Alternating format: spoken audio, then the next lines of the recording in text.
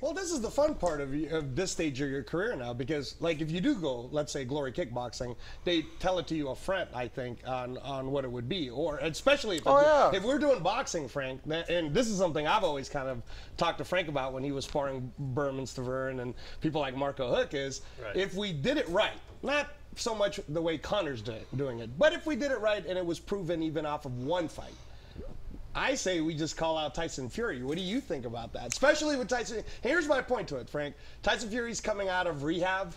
He's got to deal with what he's got to deal with. He's still well north of 300 pounds, too, yeah. So it'll take some time, all the way to April. But he talks a lot of smack about MMA fighters and how even he believes Conor will knock out Floyd. So I'm kind of thinking, you know what, Frank? That's kind of weird how he thinks Conor. I don't know.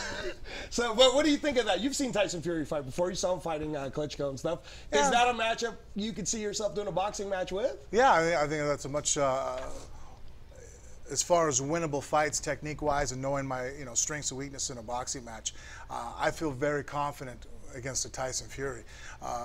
You have to be respectful of Anthony Joshua. The guy's powers, the guy's, Anthony Joshua is a much scarier figure because I think that he proved that he has something that I don't believe Tyson Fury has, and that's mental toughness. Right. I think Tyson Fury is a mental midget. He's a bit of a pussy. And you can see that just in how he's handled success. He's a drug addict, and now he's a fat fuck. And he just completely broke down with success. Whereas with Anthony Joshua, I saw a guy that, me as a martial artist, that makes me nervous fighting a guy like that. A guy who got hit by Klitschko with his right hand rocked. I mean, for 2 rounds, he didn't look right. Legs shaking. He was hurt. And then in the 8th round, 9th round, started coming back and then got clipped again. Where I was like, oh man, he might be going down for a second time, and still fought back and not only pulled out the victory, but pulled it out decisively. Went and knocked out, TKO, whatever you want to define it. Dropped him 3 times in that 11th round, Klitschko. So, I think that. Here's the thing, I'm okay with promoting and calling out fights, but I don't think you can fabricate shit, you know what I mean? Like at the same time, I don't see anything that I can point out at Anthony Joshua that isn't a respectable representative of the heavyweight division. I think that boxing now is so much better for having him.